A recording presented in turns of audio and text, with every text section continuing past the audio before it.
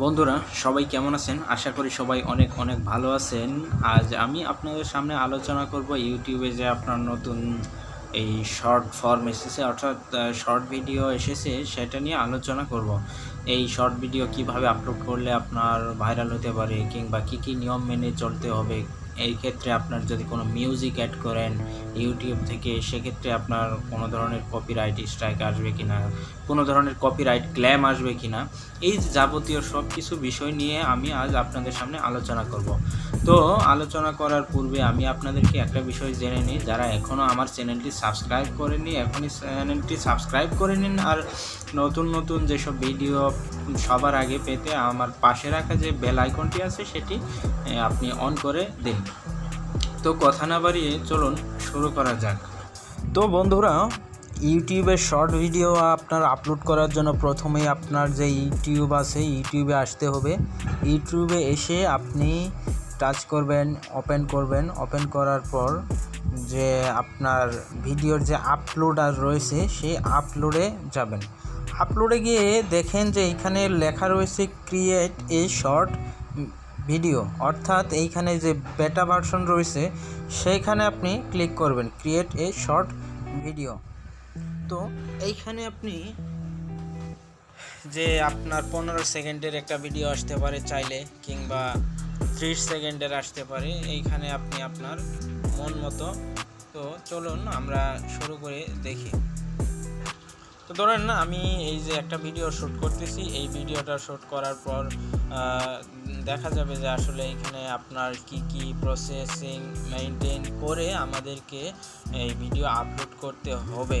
তো চলুন সেই ভিডিওটা আপনি যদি এখানে সাউন্ড এড করতে চান, এই যে সাউন্ড এড করতে পারবেন, এইসব সাউন্ড, সেখানে আপনার কোনো ধরনের কপিরাইট ক্লেম আসবে না।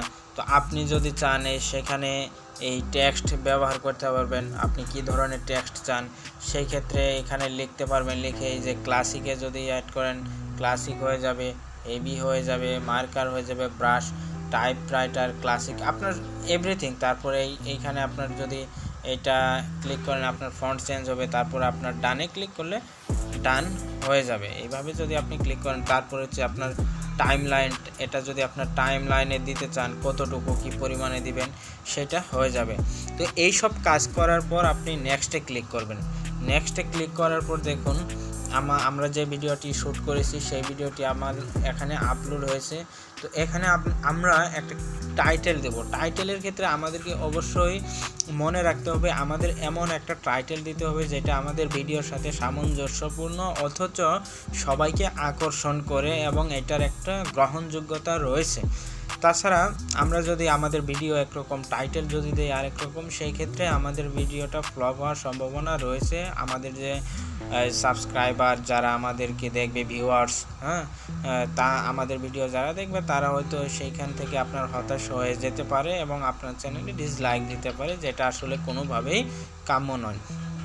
তো চলুন আমরা এখানে আপনার একটা টাইটেল নিয়ে, হাউ টু আর্ন মানি, তো এইরকম আমরা দিয়ে দিলাম অনলাইন। তারপরে এইখানে আপনার ভিডিওটি এখন প্রাইভেট করা আছে, যখন আপনি আপনার ভিডিওটি শ্যুট করবেন তখন প্রাইভেট করে রাখবেন। তারপর আপনার যখন সব কাজ শেষ হয়ে যাবে তখন আপনি পাবলিক করে দেবেন। এখন প্রাইভেট করা আছে, তো আপনি চাইলে এখানে পাবলিক করে দিতে পারেন বা আনলিস্টেড করে রাখতে পারেন। তারপর এখানে আপনার ভিডিওটি যদি কিডসদের জন্য হয় তাহলে, অর্থাৎ ছোটোদের জন্য হয়, তাহলে আপনি ইয়েস করে দেবেন। যদি না হয় তাহলে লিখে দেবেন যে no, it's not made for kids, এরকম করে দিয়ে দেবেন। তারপর আপনি আপনার ভিডিওটা আপলোড করবেন। তো এইভাবে আপনার ভিডিওটা আপলোড হয়ে যাবে। তো ভিডিওটি যদি কারো বিন্দু মাত্র ভালো লেগে থাকে অবশ্যই লাইক করবেন, সাবস্ক্রাইব করবেন, আমার চ্যানেলের পাশে থাকবেন, আমাকে সাপোর্ট করবেন। ধন্যবাদ।